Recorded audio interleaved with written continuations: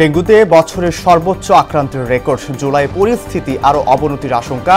করোনায় দেশে আরও 2 জনের মৃত্যু।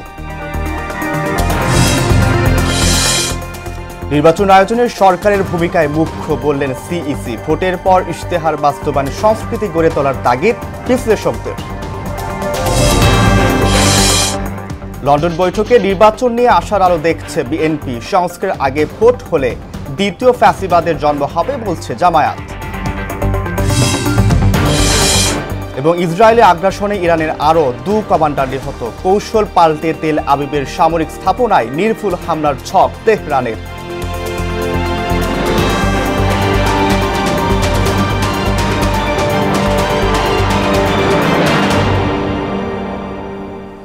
আসসালামু আলাইকুম, সবাইকে মোহনার সংবাদে স্বাগত। শুনছিলেন শিরোনাম, সঙ্গে আছি আমি আব্দুর রউফ। এবার বিস্তারিত। দেশে হঠাৎ বেড়েছে ডেঙ্গু আক্রান্তের সংখ্যা। সর্বশেষ একদিনে এ রোগে আক্রান্ত হয়ে 352 জন বিভিন্ন হাসপাতালে ভর্তি হয়েছেন, যা চলতি বছরের সর্বোচ্চ আক্রান্তের রেকর্ড। এ সময় ডেঙ্গুতে এক নারীর মৃত্যু হয়েছে। শনিবার এসব তথ্য জানিয়েছে স্বাস্থ্য অধিদপ্তর health emergency operation centre and control room. এ নিয়ে চলতি জুন মাসে ডেঙ্গুতে আক্রান্ত হয়ে হাসপাতালে ভর্তির সংখ্যা দাঁড়ালো 3084-তে, আর মৃত্যু হয়েছে 8 জনের। এবছর বরিশাল বিভাগের জেলাগুলোয় ডেঙ্গু রোগীর সংখ্যা বেশি। শনিবারের হিসাবে 352 জনের মধ্যে 167 জনই বরিশাল বিভাগের রোগী। বর্ষার শুরুতেই চোখ রাঙাচ্ছে ডেঙ্গু। সংশ্লিষ্টরা বলছেন, বর্তমান আবহাওয়া এডিস মশা বিস্তারের উপযুক্ত। জুলাই মাসে পরিস্থিতি আরও অবনতির আশঙ্কা করা হচ্ছে। এদিকে করোনা প্রাদুর্ভাব বাড়ায় প্রস্তুত রাখা হয়েছে ডিএনসিসি কোভিড ডেডিকেটেড হাসপাতাল। মাহবুব হাসান রিপনের রিপোর্ট। ডেঙ্গু প্রাদুর্ভাব চরম আকার ধারণ করায় গেল বছর কঠিন পরিস্থিতি পার করেছে দেশ। এবছর চোখ রাঙাচ্ছে এডিস মশাবাহিত রোগটি। রাজধানীর হাসপাতালগুলোতে চলতি মাসে বেড়েছে ডেঙ্গু রোগীর সংখ্যা। গত 6 মাসে দেশের 6926 জন ডেঙ্গু রোগীর মধ্যে এখন পর্যন্ত মারা গেছেন 30 জন। 5-6 দিন আগে থাকতে শুধু জ্বর, খাবার টোটালি খায় না, পাতলা পায়খানা, জ্বর। কোভিড টেস্ট করানো হয়েছে, কোভিড নেগেটিভ আসছে আর কি। ডেঙ্গুর রিপোর্টের জন্য ওয়েট করতেছে। এছাড়া করোনা সংক্রমণ ধীরে ধীরে বাড়তে শুরু করায় কোভিড টেস্টের জন্য ভিড় বেড়েছে ডিএনসিসি হাসপাতালে।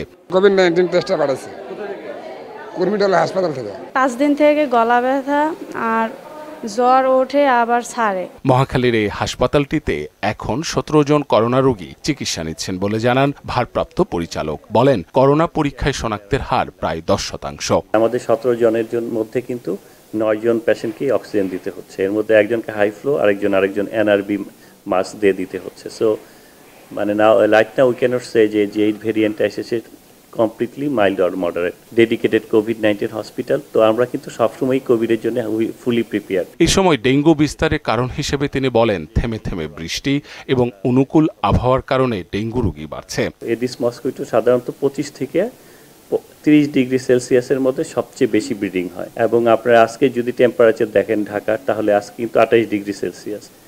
Not only the temperature, another optimum position is that যে এখন আমাদের হিউমিডিটি অ্যারাউন্ড 80%। তো ডেঙ্গু মশা যে ব্রিডিং হয় সেটার জন্য কিন্তু অপটিমাম হিউমিডিটি হচ্ছে 70 to 100%। ডেঙ্গু পরিস্থিতি নিয়ন্ত্রণে এখনই সচেতন না হলে তা মহামারী আকার ধারণ করতে পারে বলেও আশঙ্কা করেন তিনি। এখন থেকে যদি আমরা সচেতন না হই, তাহলে কিন্তু এই ডেঙ্গু যে প্রকোপ, এটা মহামারী আকার ধারণ করতে পারে। মাহবুব হাসান রিপন, মোহনা সংবাদ, ঢাকা। ছড়িয়েছিল। এদিকে করোনায় আক্রান্ত হয়ে গেল 24 ঘন্টায় আরও 2 জনের মৃত্যু হয়েছে। এ সময়ে 211 জনের নমুনা পরীক্ষায় 4 জনের দেহে করোনা শনাক্ত হয়। শনিবার স্বাস্থ্য অধিদপ্তর করোনা বিষয়ক নিয়মিত সংবাদ বিজ্ঞপ্তিতে এসব তথ্য জানানো হয়েছে। এতে বলা হয়, নতুন 4 জন সহ দেশে এ পর্যন্ত মোট রোগীর সংখ্যা দাঁড়িয়েছে 20,51,942 জনে। নতুন করে 2 জন মারা যাওয়ায় মৃতের সংখ্যা বেড়ে 29,510 জনে দাঁড়িয়েছে।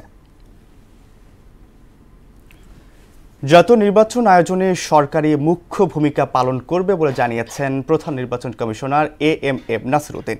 রোডম্যাপ থেকে শুরু করে সংশ্লিষ্ট সব বিষয়ে সরকারের সঙ্গে যোগাযোগ চলছে বলে জানান তিনি। শনিবার আগারগাঁওয়ে নির্বাচন প্রশিক্ষণ ইনস্টিটিউটে ইসি কর্মকর্তাদের প্রশিক্ষণ কর্মশালার উদ্বোধন অনুষ্ঠান শেষে সাংবাদিকদের এসব কথা বলেন সিইসি। জানান, রোডম্যাপ না হলেও শেষ হয়েছে সংশোধনযোগ্য কর্মপরিকল্পনা। এমআর আসাদের রিপোর্ট। ত্রয়োদশ জাতীয় সংসদ নির্বাচন সামনে রেখে কমিশন সচিবালয়ের কর্মকর্তাদের প্রশিক্ষণ কার্যক্রম শুরু করেছে ইসি। নির্বাচনী আইন বিষয়ক দক্ষতা বাড়াতে 2 দিনের কর্মশালার উদ্বোধনী অনুষ্ঠানে অংশ নেয় পুরো কমিশন। নির্বাচন কমিশন কর্মকর্তাদের আইন বিষয়ে পরিপূর্ণ জ্ঞানের অভাব আছে বলে আক্ষেপ প্রকাশ করেন সিইসি। আইনগুলোর কথা বলেছে, যে বিধি মালার কথা বলেছে, এগুলো আমাদের নিত্যদিনের প্রয়োজনীয়, নিত্যক্ষণের প্রয়োজনীয়। আমরা যেগুলো কাজ করি এখন আমরা দেখে জিজ্ঞেস করি, আমি বিভিন্ন কনসার্ন অফিসারকে যাই জিজ্ঞেস করি, অনেকে দেখা যাচ্ছে যে তখন ব্ল্যাঙ্ক লোক দেয় একটা, তার মানে বোঝা যাচ্ছে যে ওই হয়তো আইডিয়া নাই। পরে রোডম্যাপ প্রশ্নে সরকারের সঙ্গে যোগাযোগের বিষয়ে সাংবাদিকদের সঙ্গে কথা বলেন নাসির উদ্দিন। আমাদের যে বিভিন্ন অ্যাক্টিভিটিসগুলো আমাদের করতে হবে, সেগুলো কোনটা কোন সময়ে শেষ করব, কোন সময় শুরু করব, এটার একটা পরিকল্পনা আমরা, সেটাই এটাকে অনেকে আবার রুটম্যাপ বলে, অনেকে নানাভাবে এটাকে নাম দেয়। আমি রুটম্যাপ বলছি না, এটা আমরা আমাদের একটা কর্ম পরিকল্পনা করছি, সেটা তো অবশ্যই আছে। যতই আপনি স্বাধীন বলেন না কেন ইসিকে, সরকার ছাড়া নির্বাচন করার সময়, কারণ সরকারের সহযোগিতা নিয়েই তো আমাকে নির্বাচনটা করতে হবে। আমাকে আইনশৃঙ্খলা বাহিনীর সাহায্য নিতে হবে, সরকারি অফিসারদের সাহায্য নিতে হবে, প্রশাসনের সহযোগিতা নিতে হবে। প্রয়োজনে কর্মপরিকল্পনায় সংশোধন আসতে পারে উল্লেখ করে সঠিক সময়ে তফসিলের ঘোষণা আসবে বলেও জানান তিনি। এটা আমাদের ব্যবহারের জন্য, not for sharing with everybody, যে আপনারা সবাই জানুন যে আমরা এইভাবে করছি, সেরকম না। এটা আমাদের নিজস্ব, এটা সংশোধনযোগ্য। এটা যদি টাইমলি যদি কোনো কারণে রিসিভ না হয়, 2-4 দিন এদিক ওদিক হতে পারে। এটা এমআর আসাদ, মোহনা সংবাদ, ঢাকা। চাপিয়ে দেয়া কাগজের সংস্কার নয়, সুশাসন নিশ্চিতে অংশগ্রহণমূলক সংস্কার প্রয়োজন বলে মনে করছেন বিশ্লেষকরা। একই সঙ্গে ভোটের পরে নির্বাচনী ইশতেহার বাস্তবায়নের সংস্কৃতি গড়ে তোলারও তাগিদ দেন তারা। এদিকে সাধারণ মানুষ বলছেন, এখন থেকে নিরপেক্ষ নির্বাচনের ক্ষেত্র প্রস্তুত করা প্রয়োজন। রেজা খানের রিপোর্ট। লন্ডনে অধ্যাপক মোহাম্মদ ইউনুস ও তারেক রহমানের বৈঠকের পর ফেব্রুয়ারি মাসে নির্বাচন অনুষ্ঠানের সম্ভাবনা দেখা দেয় নানামাত্রিক বিচার বিশ্লেষণ চলছে জনমনে। এখন থেকেই সুষ্ঠু নির্বাচনের মাঠ প্রস্তুতে মনোনিবেশ করা উচিত বলে মনে করছেন তারা। ইলেকশন করার মতো যে একটা ফিল্ড তৈরি হচ্ছে, এই ফিল্ডটা আসলে তৈরি হোক, সবাই মিলে যদি এক হয় দেশটা আসলে এগিয়ে যাবে ইনশাল্লাহ। আর ছোট বড় দল ভেদাভেদ ভুলে ক্ষমতায় যাওয়ার মনোভাব পরিবর্তনের তাগিদ দেন বিএনপির চেয়ারপারসনের উপদেষ্টা ও সাংবাদিক কলামিস্ট নজমুল হক নান্নু। এখানে বড় রাজনৈতিক দল অথবা ছোট রাজনৈতিক দল, কাকেও ছোট করে দেখা উচিত না। যদি কোনো বড় রাজনৈতিক দল থাকে, তাদের অহংকার করলে চলবে না। আর কি ছোট দল বড় দল সব মিলিতভাবে সকলকেই সমীহ করে চলতে হবে, মূল্য দিতে হবে এবং আলোচনাগুলো যেন পজিটিভ হয়। ভোটের পরে নির্বাচনী অঙ্গীকার ভুলে যাওয়ার প্রবণতা থেকে বেরিয়ে আসার আহ্বানও জানান তিনি। ম্যানিফেস্টোতে আমি যে কথাগুলো বলবো সেটা যেন আমি প্রতিপালন করি। যারা বেকার তাদের জন্য আমি চাকরি দিই, গার্মেন্টসে যারা চাকরি করে, পরিবহন অথবা যে কোনো কলকারখানায় কাজ করে, তাদের মজুরি, তাদের অধিকার যেন আমি প্রতিষ্ঠা করতে পারি। সবচেয়ে বড় কথা, আমাদের খাদ্য যারা দিচ্ছে, সেই কৃষকের দিক থেকে যেন আমরা কোনো ক্রমেই চোখ ফিরিয়ে না নিতে পারি। এদিকে কাগুজে সংস্কারের চেয়ে দ্রুত নির্বাচন আয়োজন জরুরি বলে মত দেন কবি ও সাংবাদিক আবু সালেহ। সংস্কার করছে ঘরের টেবিলের মধ্যে, জনগণ জানছে না কেন, বাইরে গিয়ে জনমতের জন্য সেমিনার হচ্ছে না, পুঁথি ঘেটে কাটিং পেস্টিং করে সংস্কার হবে এবং সেই সংস্কার আমাদের মেনে নিতে হবে, এটা হয় না। স্বাধীনতার 54 বছরেও সাংস্কৃতিক নীতি নির্ধারণ না হওয়ায় আক্ষেপ জানান এই বীর মুক্তিযোদ্ধা। আজ এই স্বাধীন সার্বভৌম বাংলাদেশে একটা সংস্কৃতির নীতি নেই। রাজনীতির পেছনে যে শক্তিশালী সাংস্কৃতিক চাবুক না থাকে, অর্থনীতির কিসের অর্থনীতি, যদি সংস্কৃতির পেছনে সংস্কৃতির চাবুক না থাকে, সে রাষ্ট্র ব্যর্থ হতে বাধ্য। প্রশাসনে বিরাজমান স্বৈরতন্ত্রের সংস্কার দরকার বলেও মত দেন তিনি। স্বৈর কুঠারগুলো অপসারণ না করলে এখানে প্রকৃত বিচার হবে না। রেজা খান, মোহনা সংবাদ, ঢাকা। প্রধান উপদেষ্টার সঙ্গে তারেক রহমানের বৈঠকের পর নির্বাচন নিয়ে আশার আলো দেখছে বিএনপি, এমন মন্তব্য করেছেন দলের মহাসচিব মির্জা ফখরুল ইসলাম আলমগীর। শনিবার ঢাকা রিপোর্টার্স ইউনিটিতে এক অনুষ্ঠানে ফেব্রুয়ারির মধ্যেই নির্বাচনের বিষয়ে আশা জানান তিনি। অন্য এক অনুষ্ঠানে বিএনপির স্থায়ী কমিটির সদস্য ডাক্তার AZM জাহিদ হোসেন বললেন, নির্বাচনের মাধ্যমে জনগণের মালিকানা প্রতিষ্ঠা করা জরুরি। তানজিদ ভুঁইয়ার প্রতিবেদন। ঢাকা রিপোর্টার্স ইউনিটিতে বিপ্লবী ওয়ার্কার্স পার্টির 21তম প্রতিষ্ঠাবার্ষিকীতে প্রধান অতিথি হিসেবে যোগ দেন বিএনপি মহাসচিব মির্জা ফখরুল ইসলাম আলমগীর। তিনি বলেন, গণঅভ্যুত্থানের ফলে গণতান্ত্রিক রাষ্ট্র নির্মাণের যে সুযোগ তৈরি হয়েছে তা কাজে লাগাতে হবে। অন্তর্বর্তীকালীন সরকারের প্রধান উপদেষ্টা ডক্টর প্রফেসর মোহাম্মদ ইউনূস তিনি একটা সভা করলেন। আওয়ামী লীগ দেশের প্রতিটি প্রতিষ্ঠান ধ্বংস করেছে উল্লেখ করে মহাসচিব বলেন, সংস্কার এগিয়ে নিতে সবাইকে ঐক্যবদ্ধ থাকতে হবে। যতগুলো বিষয়ে একমত হওয়া যাবে সেগুলো আমরা আপনার বাস্তবায়িত করব, আর যেগুলো হয়তো যাচ্ছে না সেগুলো নিয়ে আমরা পরবর্তীতে, অর্থাৎ যখন ইলেকশন হবে, ইলেকশনের পরে পার্লামেন্টে সেই বিষয়গুলো নিয়ে আমরা আলোচনা করব। যারা আমরা ফ্যাসিবাদের বিরুদ্ধে লড়াই করেছি, সংগ্রাম করেছি, যারা প্রাণ দিয়েছি, যারা আহত হয়েছি, সবাই মিলে আমরা অন্তত একটা গণতান্ত্রিক রাষ্ট্র ব্যবস্থা আমরা নির্মাণ করতে চাই। এদিকে জাতীয় প্রেস ক্লাবে জিয়াউর রহমানের নেতৃত্ব বর্তমান বাংলাদেশ শীর্ষক আলোচনা সভার আয়োজন করে ন্যাশনালিস্ট রিসার্চ ফাউন্ডেশন। এতে যোগ দেন বিএনপির শীর্ষ নেতারা। আজকের বাংলাদেশের সবচেয়ে বড় সংস্কার জনগণের কাছে ভোটের অধিকার আবার ফিরিয়ে দিয়ে জনগণের আকাঙ্ক্ষার প্রতিফলনের মাধ্যমে একটি অবাধ সুষ্ঠু নির্বাচন করে জনগণের আকাঙ্ক্ষার প্রতিফলন ঘটানো এবং একটি স্বচ্ছ জবাবদিহিমূলক সরকার প্রতিষ্ঠা করা। স্থায়ী কমিটির সদস্য ডাক্তার AZM জাহিদ হোসেন বলেন, প্রধান উপদেষ্টার সঙ্গে তারেক রহমানের বৈঠকের পর দেশের শান্তি এবং আইন শৃঙ্খলা পরিস্থিতি পরিবর্তন হয়েছে। নির্বাচনের জন্য অত্যন্ত প্রয়োজনীয় এবং বিচারালয়, প্রশাসন, নির্বাচন কমিশন এগুলোর প্রয়োজনীয় সংস্কার শেষ করে দ্রুত জনগণের ক্ষমতা, জনগণের মালিকানা জনগণকে ফেরত দিবেন। জনগণের ভোটাধিকার নিশ্চিতে সবাইকে ঐক্যবদ্ধ হওয়ার আহ্বানও জানান জাহিদ হোসেন। জনগণকে তার ক্ষমতা প্রয়োগ করার সুযোগ দেন। 31 দফা বিএনপি দিয়েছে, আপনারা আপনাদের দফা দেন। তানজিদ ভুঁইয়া, মোহনা সংবাদ, ঢাকা। সংস্কারের আগে নির্বাচন হলে দ্বিতীয় ফ্যাসিবাদের জন্ম হবে বলে মন্তব্য করেন বাংলাদেশ জামায়াতে ইসলামীর সেক্রেটারি জেনারেল অধ্যাপক মিয়া গোলাম পরোয়ার। শনিবার যশোর শিল্পকলা একাডেমিতে আয়োজিত রোকন সম্মেলনে প্রধান অতিথির বক্তব্যে একথা বলেন তিনি। এ সময় তিনি আরও বলেন, নির্বাচন যখনই হোক সেটা নিরপেক্ষ করার জন্য জামায়াতে ইসলামী সরকারকে সহযোগিতা দিতে প্রস্তুত রয়েছে।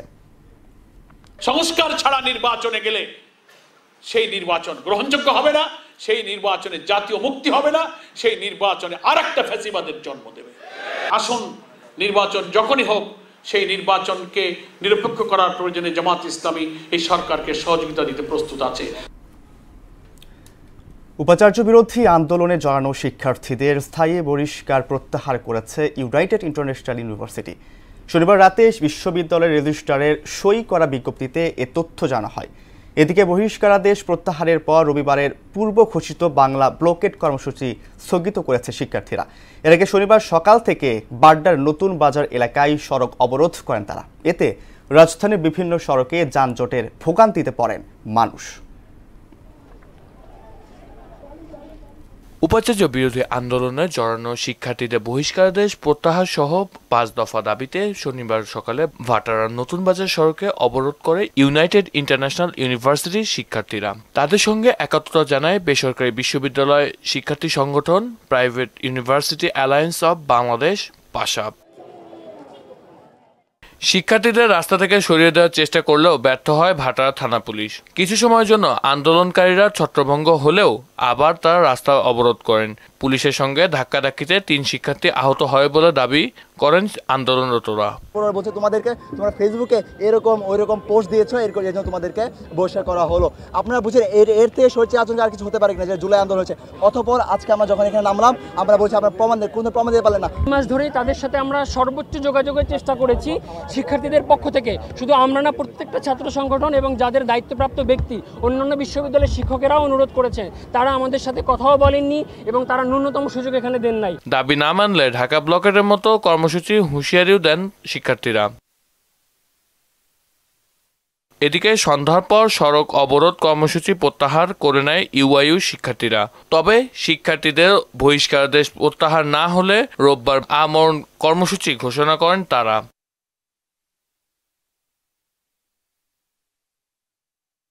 এদিকে শিক্ষার্থীদের আন্দোলনের কারণে কুড়িল থেকে বাড্ডা ও গুলশান অভিমুখী সড়কে যান চলাচল বন্ধ থাকে, এতে চরম দুর্ভোগে পড়েন যাত্রীরা। জাল চলাচল স্বাভাবিক করা, এটা আমাদের কমিশনার মহোদয়ের নির্দেশ। আমাদের ডিসি মহোদয় এখানে আছে, অফিসার ইনচার্জ মহোদয় আছে, এখানে আমরা সবাই মিলে চেষ্টা করতেছি জনদুর্ভোগ কমানোর জন্য। মুনতাসির মামুন, মোহনা সংবাদ, ঢাকা। ঢাকা মেডিকেল কলেজের একাডেমিক কার্যক্রম অনির্দিষ্টকালের জন্য বন্ধ ঘোষণা করেছে কর্তৃপক্ষ। একই সঙ্গে ছাত্রছাত্রীদের রবিবার দুপুরের মধ্যে হল ত্যাগের নির্দেশনা দেওয়া হয়েছে। তবে পেশাগত এমবিবিএস পরীক্ষায় অংশগ্রহণকারী শিক্ষার্থী এবং বিদেশি ছাত্রছাত্রীরা এই নির্দেশনার আওতামুক্ত থাকবেন। শনিবার এক জরুরি একাডেমিক কাউন্সিল সভায় এমন সিদ্ধান্ত নেওয়া হয়। বেশ কিছুদিন ধরে আবাসন সংকট নিরসন সহ 5 দাবিতে আন্দোলন করে আসছে ঢাকা মেডিকেল কলেজের শিক্ষার্থীরা। আন্দোলনের মুখে প্রতিষ্ঠানটি বন্ধের সিদ্ধান্ত নেয় কর্তৃপক্ষ। ঢাকার বাজারে মৌসুমি ফলের ছড়াছড়ি। আমলিচু থেকে শুরু করে জাম, কাঁঠাল সবই পাওয়া যাচ্ছে। ভরা মৌসুমেও অতিরিক্ত দামের অভিযোগ ক্রেতাদের। বিক্রেতারা বলছেন, সরবরাহ ঠিক থাকলেও পরিবহন খরচের কারণে দাম বাড়তি। মুনতাসির মামুনের প্রতিবেদন। গ্রীষ্মকালীন নানা রকম ফলে ভরে উঠেছে রাজধানীর বাজার। শান্তিনগর, রামপুরা, কাউরান বাজার এবং মোহাম্মদপুর সবখানে মৌসুমি ফলে পর্যাপ্ত সরবরাহ, তারপরও দাম অনেকটা বেশি। বিশেষ করে আম লিচুর দাম ক্রেতার নাগালের বাইরে। গরম তো প্রচুর, আম টাম ফল টল মানুষ খুব কমই খাচ্ছে এখন। দাম খুব একটু যে জনগণের দুর্গরায় মানে স্যাটিসফ্যাক্টরি তা না। আমার যে পয়সা ইনকামে পয়সা দিয়ে আমি ফল কিনি খাওয়া আমার দ্বারা সম্ভব না। ব্যবসায়ীরা বলছেন, জ্বালানি ও পরিবহন ব্যয় বেড়ে যাওয়ায় মৌসুমি ফলের দাম কমছে না। বৃষ্টির কারণে আমরা অনেক ক্ষতিগ্রস্ত হয়েছি। আকাশের অবস্থা ভালোর কারণে বাজার একটু ভালো হচ্ছে। আবার 10-15 টাকা কেজিতে বাড়তে গেছে। মার্কেটে আমের সরবরাহ কম আছে, এখন আমের দামও একটু বাড়ছে আগের তুলনায়। বাজার পরিস্থিতি একটু কাস্টমার কম। এখন বাজারে প্রতি কেজি আম বিক্রি হচ্ছে 100 থেকে 150 টাকা, আর 100 লিচুর দাম 250 থেকে 400, জাম 180 থেকে 200। এছাড়াও একটি কাঁঠাল বিক্রি হচ্ছে 200 থেকে 400 টাকায়। বাজার ছাড়াও ঠেলা ও ভ্যান গাড়িতে বিক্রি হচ্ছে মৌসুমি ফল, সেখানে দাম কিছুটা কম। লো কোয়ালিটি যেটা 50, 40, 30, 60, 70 ভ্যানে বিক্রি করে। যে কেউ চাইবে মৌসুমি ফলের স্বাদ নিতে, কিন্তু অনেক ক্রেতাই বলেন দামের কারণে চাহিদা পুরোটা পূরণ করা সম্ভব না। করোনায় ভিটামিন সি সমৃদ্ধ ফলের চাহিদা বেশি থাকায় পেয়ারা, লটকন, কামরাঙ্গাও বিক্রি হচ্ছে অতিরিক্ত দামে। মুনতাসির মামুন, মোহনা সংবাদ, ঢাকা। ইসরায়েল-ইরান সংঘাতের খবর। ইসরায়েলি বিমান হামলায় ইরানের আরও 2 কমান্ডার নিহত হয়েছে। এছাড়া দক্ষিণ অঞ্চলে একটি সেন্ট্রিফিউজ কারখানায় হামলা চালিয়েছে তেল আবিব। অন্যদিকে কৌশল পাল্টে ইসরায়েলের সামরিক স্থাপনায় সীমিত পরিসরে নির্ভুল হামলা চালার ছক কষছে ইরান। এদিকে তেহরান পরমাণু অস্ত্র তৈরির চেষ্টা করছে না বলে জানিয়েছে রুশ প্রেসিডেন্ট ভ্লাদিমির পুতিন। ইশতিয়াক হোসেনের ডেস্ক রিপোর্ট। পাল্টাপাল্টি হামলায় বিপর্যস্ত ইরান ইসরায়েল। খানিকটা কৌশল পরিবর্তন করে উন্নত ও নির্ভুল নিশানায় আঘাত হানতে সক্ষম ক্ষেপণাস্ত্র ব্যবহার করে ইসরায়েলি সামরিক স্থাপনায় হামলা চালাচ্ছে তেহরান।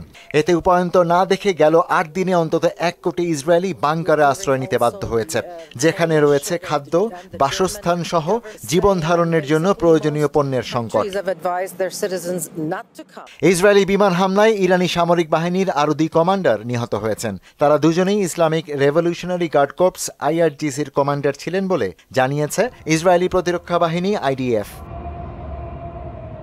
ইরানের মধ্যাঞ্চলীয় শহর ইস্পাহানে হামলা চালিয়ে একটি সেন্ট্রিফিউজ উৎপাদন ও ইউরেনিয়াম বিশুদ্ধকরণ কারখানা ধ্বংসের দাবিও করেছে তেল আবিব। এছাড়া দক্ষিণ পশ্চিমের সামরিক স্থাপনা লক্ষ্য করেও হামলা শুরু করেছে ইসরায়েলি যুদ্ধবিমান। গত 13 জুন ইসরায়েলের অপারেশন রাইজিং লায়নের জবাবে অপারেশন ট্রু প্রমিস 3 পরিচালনা করে ইরান। সংঘাত শুরুর পর ইসরায়েলি বাহিনীর হামলায় এখন পর্যন্ত 430 জন নিহত ও 3,500 মানুষ আহত হয়েছে। আর ইরানি হামলায় নিহত হয়েছে 25 ইসরায়েলি, আহত হয়েছে প্রায় 2,500 মানুষ। এদিকে ইসরায়েলকে মধ্যপ্রাচ্যে শান্তির পথে সবচেয়ে বড় বাধা বলে মন্তব্য করেছেন তুরস্কের প্রেসিডেন্ট রিসেপ তাইয়েপ এরদোগান। সংঘাত বন্ধে কূটনৈতিক সমঝোতায় তাদের আগ্রহ নেই বলে ইস্তানবুলে ওআইসি সম্মেলনে অভিযোগ করেন তিনি। বৈঠকে ইরানের পররাষ্ট্রমন্ত্রী আব্বাস আরাগচি বলেন, ইসরায়েলি আক্রমণ এই অঞ্চলকে বিপর্যয়ের দিকে ঠেলে দিচ্ছে। সংঘাতে মার্কিন যুক্তরাষ্ট্রের সম্পৃক্ততাকে বিপজ্জনক বলে উল্লেখ করেন তিনি। পরমাণু ইস্যুতে ইরানের পাশে দাঁড়িয়েছেন রাশিয়ার প্রেসিডেন্ট ভ্লাদিমির পুতিন। সেন্ট পিটার্সবার্গে এক অর্থনৈতিক সম্মেলনে তিনি বলেন, পারমাণবিক অস্ত্র তৈরির চেষ্টা করছে না তেহরান, তবে তাদের পরমাণু কর্মসূচি চালিয়ে যাওয়ার অধিকার আছে। শান্তিপূর্ণ পরমাণু কর্মসূচিতে ইরানকে সহায়তা দিতে মস্কো প্রস্তুত বলেও জানান তিনি। ইশতিয়াক হোসেন, মোহনা সংবাদ। মধ্যপ্রাচ্যে শান্তি স্থাপনের পথে ইসরায়েল সবচেয়ে বড় বাধা বলে মনে করেন তুরস্কের প্রেসিডেন্ট রিসেপ তাইয়েপ এরদোগান। পরমাণু প্রকল্প ইস্যুতে যুক্তরাষ্ট্রের সঙ্গে চলমান সংলাপ ভণ্ডুল করতে ইসরায়েল ইরানে হামলা করে বলে জানান তিনি। শনিবার তুরস্কের ইস্তাম্বুল শহরের মুসলিম দেশগুলোর আন্তর্জাতিক সংস্থা ওআইসির সম্মেলনে দেওয়া বক্তব্যে এরদোগান এসব কথা বলেন। ইরানে হামলার জন্য ইসরায়েলের কড়া সমালোচনা করেন এরদোগান। সম্মেলনে ইরানে ইসরায়েলি হামলা বেআইনি উল্লেখ করে এর তীব্র নিন্দা জানান পররাষ্ট্র উপদেষ্টা তৌহিদ হোসেন। পাশাপাশি ইসরায়েলকে জবাবদিহিতার আওতায় আনারও তাগিদ দেন তিনি। বিগত সরকারের আমলে দুর্নীতি উই পোকার মতো সব কিছু খেয়ে ফেলেছে। রাষ্ট্রীয় পর্যায়ে দুর্নীতি হলে সেটি রাষ্ট্রদ্রোহের শামিল বলে মন্তব্য করেছেন মহিলা ও শিশু বিষয়ক উপদেষ্টা শারমিন এস মুর্শিদ। শনিবার বিএফডিসিতে শিশুশ্রম প্রতিরোধ নিয়ে এক বিতর্ক অনুষ্ঠানে তিনি একথা বলেন। পতিত সরকারের দুর্নীতির কারণে ঝুঁকিপূর্ণ শিশুশ্রম নিরসনে ৩৫০ কোটি টাকার প্রকল্পের কোনো সুফল পাওয়া যায়নি বলে অভিযোগ করেন বক্তারা। শামীমুজ্জামান চৌধুরীর রিপোর্ট। বিশ্ব শিশু শ্রম প্রতিরোধ দিবস উদযাপনের অংশ হিসাবে বিএফডিসিতে শিশু শ্রম প্রতিরোধ নিয়ে ছায়া সংসদের আয়োজন করে ডিবেট ফর ডেমোক্রেসি। শিশু শ্রমের প্রধান দায় রাষ্ট্রের নয় সমাজের শীর্ষক ছায়া সংসদে অংশ নেন বেগম বদরুন্নেসা সরকারি মহিলা কলেজ ও ঢাকা ইন্টারন্যাশনাল ইউনিভার্সিটির বিতর্কিকরা।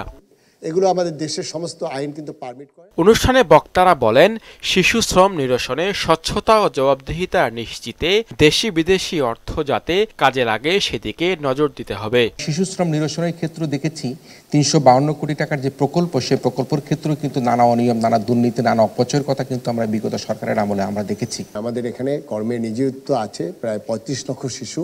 তার মধ্যে ঝুঁকিপূর্ণ কাজ আবার আমাদের ৪৩টা ডিক্লেয়ার্ড। সেই ঝুঁকিপূর্ণ কাজগুলো কি? সেটি হলো কেমিক্যালি এক্সপোজড, আমাদের যেটি আছে ওয়েল্ডিং মেশিন, আমাদের ভারী শিল্প, জাহাজ ভাঙা শিল্প। ঝুঁকিপূর্ণ কাজেও প্রায় ১০ লক্ষের উপরে শিশু কর্মে নিযুক্ত আছে। এ সময় মহিলা ও শিশু বিষয়ক উপদেষ্টা জানান, অন্তর্বর্তী সরকার স্বল্প মেয়াদে আইন করার পাশাপাশি পথ শিশুদের জন্য ডাটাবেস তৈরি করে যেতে চায়। করাপশন সব যাটুকু সুন্দর আছে এই দেশের সবটুকুই কিন্তু উই পোকার মতো দুর্নীতি খেয়ে ফেলছে। রাষ্ট্রের জায়গা থেকে যদি দুর্নীতি হয় এটা দেশদ্রোহিতার শামিল।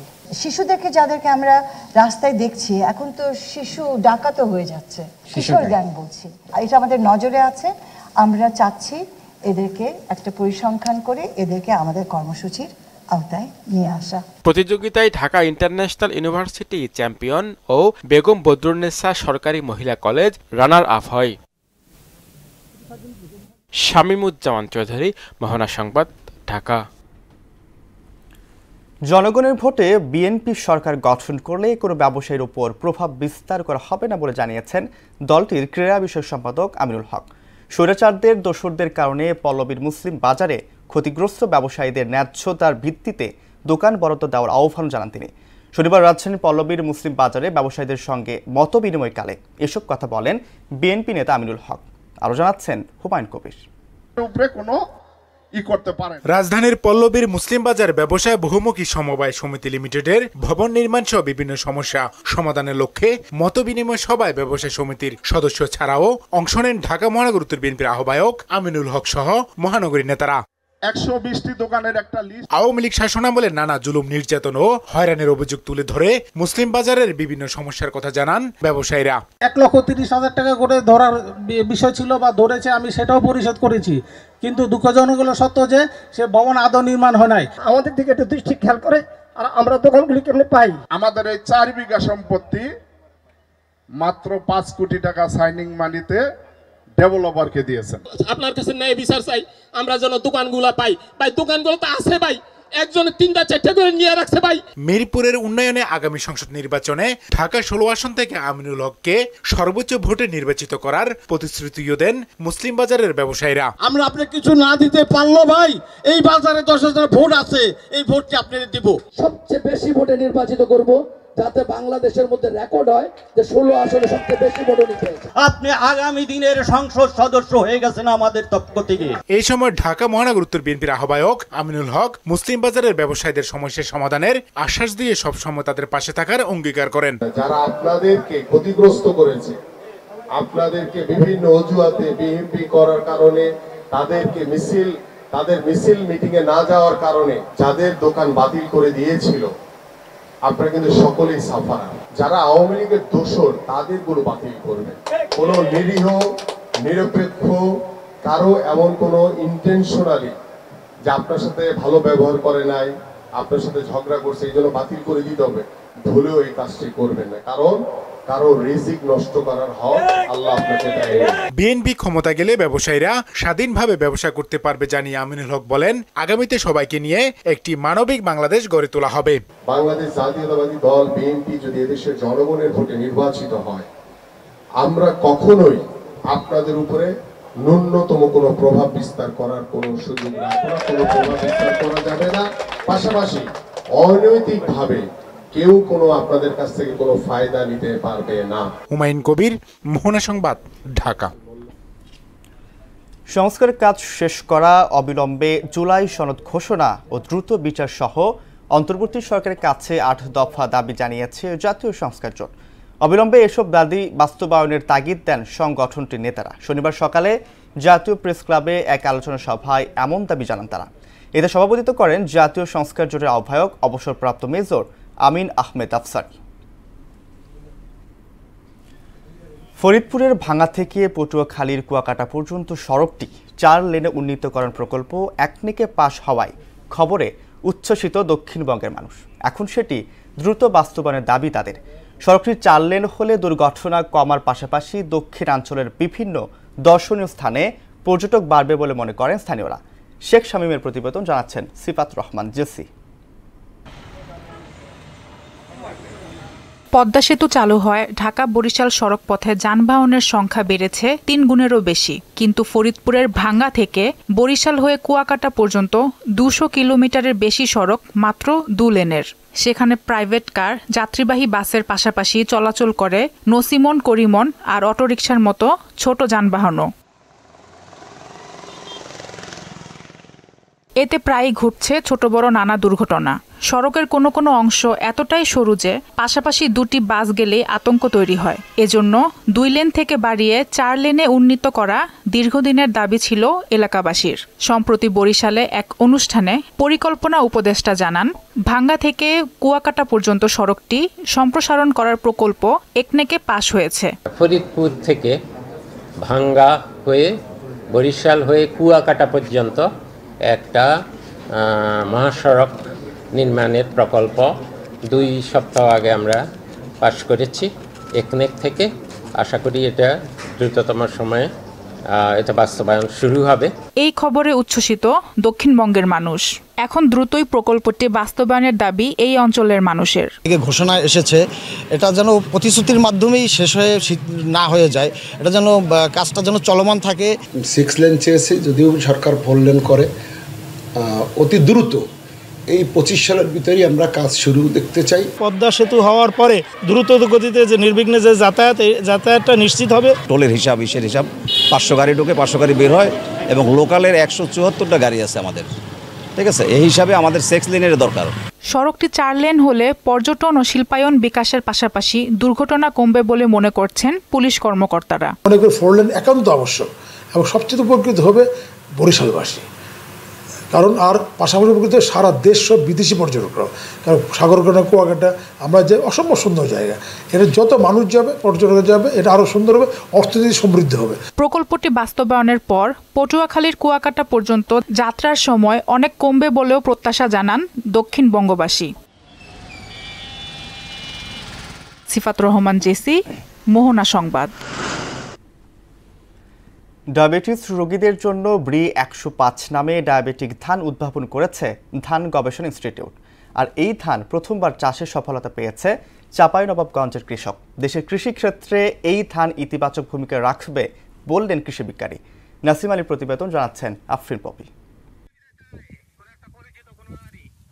ডায়াবেটিক রোগীর কথা চিন্তা করে স্বল্প পরিমাণ কার্বোহাইড্রেট সম্পন্ন পুষ্টিকর ব্রি 150 নামের ডায়াবেটিক ধান উদ্ভাবন করে বাংলাদেশ ধান গবেষণা ইনস্টিটিউট। এই জাতের ধান প্রথমবারের মতো প্রদর্শনী প্লট হিসেবে চাঁপাইনবাবগঞ্জের গোমস্তাপুর উপজেলার জাতাহারা গ্রামের কৃষক জাকির খান চাষ করেন, পেয়েছেন সফলতাও। এক কাঠি করে আমি ধানটা লাগিয়েছিলাম, তাতে আমার ধান অত্যন্ত ভালো হয়েছে। এটা আশা করা যায় যে 29-30 মণ বিঘা এটা ধানটা ফলন হবে। ব্রি 150 ধান অন্য জাতের ধান গাছের চেয়ে কিছুটা আলাদা, পুষ্টিগুণও বেশি, আর কৃষক নিজেই এর বীজ উৎপাদন ও সংরক্ষণ করতে পারবে। ডায়াবেটিস রোগীর জন্য খুবই সুন্দর ধান, তাতে ফলনও ভালো। শুনেছি যে এটা ডায়াবেটিস ধান, এই ধানটা খাইলে রোগ মুক্ত থাকবে। ধানের ফলনও খুব ভালো, সুন্দর।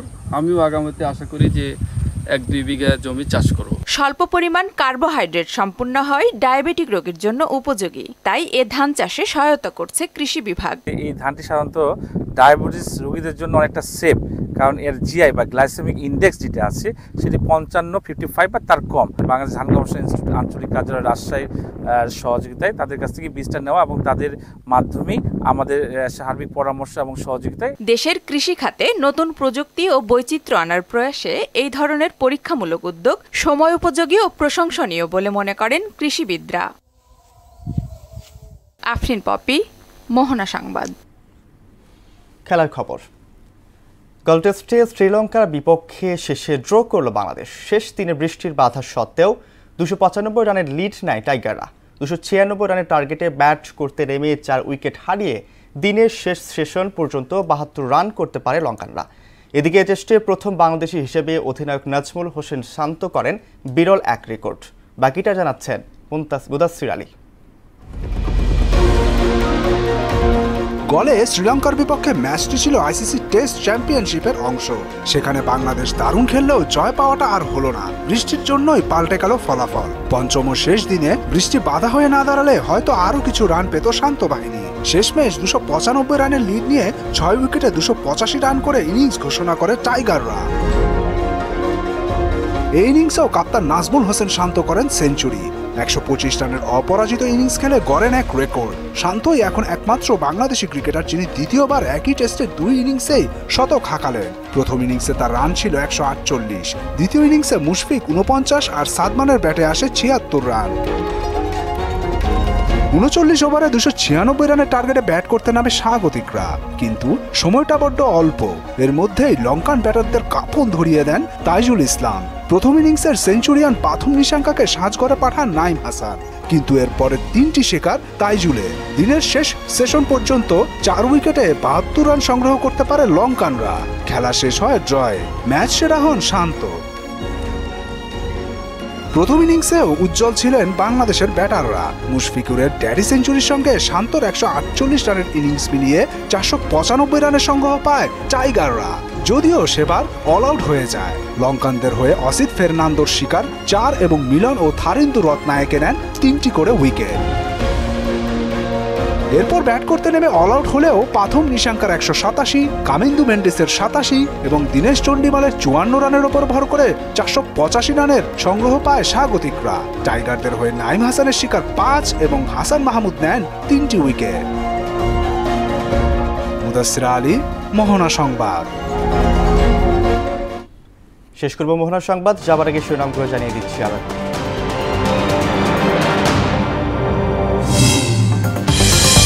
ডেঙ্গুতে বছরের সর্বোচ্চ আক্রান্তের রেকর্ড। জুলাই পরিস্থিতি আরও অবনতির আশঙ্কা। করোনায় দেশে আরও 2 জনের মৃত্যু।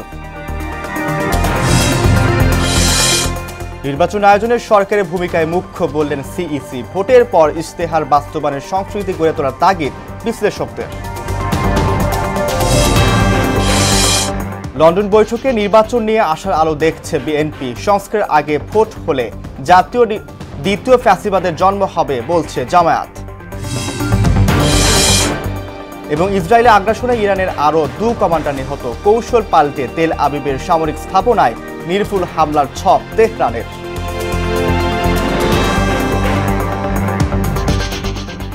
এ ছিল মোহনার সংবাদে। মোহনার সবশেষ খবর সবার আগে জানতে ভিজিট করুন www.mohana.tv। সংবাদ দেখতে পারেন ফেসবুক, ইউটিউবেও। এতক্ষণ সঙ্গে থাকার জন্য ধন্যবাদ সবাই।